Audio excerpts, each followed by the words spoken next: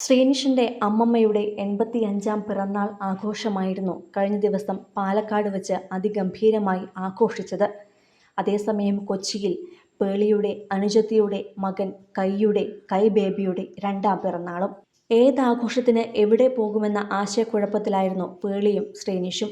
ഒടുവിൽ പാലക്കാട്ടെ ആഘോഷം ഒഴിവാക്കി കൈബേബിയുടെ പിറന്നാൾ ആഘോഷത്തിലേക്ക് എത്തുകയായിരുന്നു പേളിയും ശ്രീനിഷും മക്കളും. കേക്കും ഭക്ഷണങ്ങളും പാട്ടും ഡാൻസുമെല്ലാമായി ഗംഭീര ആഘോഷമായിരുന്നു റേച്ചലും ഭർത്താവും ഒരുക്കിയത്. അതേസമയം തൻ്റെ 85-ാം പിറന്നാൾ ആഘോഷത്തിന് ശ്രീനിഷിനെയും പേളിയെയും മക്കളെയും പ്രതീക്ഷിച്ച മുത്തശ്ശിക്ക് അതിത്തിരി സങ്കടമായി മാറുകയും ചെയ്തു.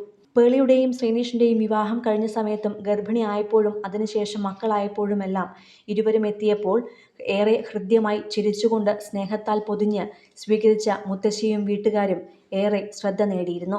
അന്ന് സോഷ്യൽ മീഡിയയിൽ പേളി പങ്കുവച്ച വീഡിയോകളിലൂടെ ആ മുത്തശ്ശിയുടെ ചിരിക്കും സ്നേഹത്തിനും ആയിരക്കണക്കിന് ആരാധകരുമുണ്ടായി. പേളിയുടെയും കുടുംബത്തിൻ്റെയും അസാന്നിധ്യം മുത്തശ്ശിയെ ഏറെ സങ്കടപ്പെടുത്തുകയും ചെയ്തു.